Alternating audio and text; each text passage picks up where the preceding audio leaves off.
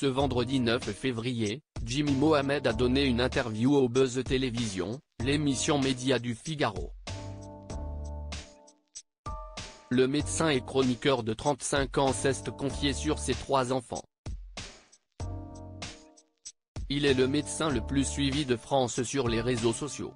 Avec 1,6 million d'abonnés sur TikTok et 1 million de fidèles sur Instagram, Jimmy Mohamed s'impose comme étant la référence de la vulgarisation médicale. Celui qui a débuté à la télé en 2019 dans l'émission éphémère CIST de la santé. Sur C8 est, depuis, devenu l'un des intervenants réguliers du magazine de la santé. En fin d'année dernière, l'arrêt de l'émission du service public d'ici l'été prochain a été annoncé, à la surprise générale. Le docteur de 35 ans a, toutefois, de quoi rebondir avec ses 2 nouveaux projets.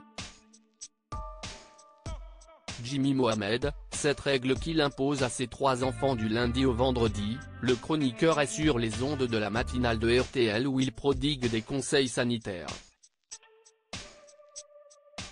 Jimmy Mohamed est également en pleine promotion de son 4e ouvrage, Zéro contrainte pour rester jeune, il n'y a pas d'âge pour commencer.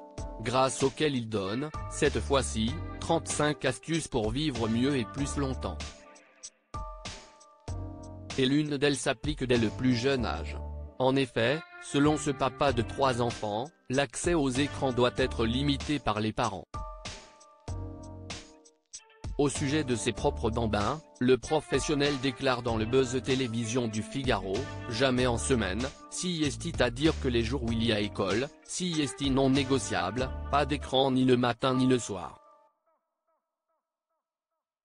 Pour autant, le praticien ne leur interdit pas la télévision le week-end. En revanche, le mercredi, quand il n'y a pas d'école, le vendredi soir, le samedi soir, on les autorise à regarder un peu d'écran, un peu de télé. On essaye de regarder un peu des programmes familiaux, comme Fort Boyard, confie l'homme marié à une sage-femme.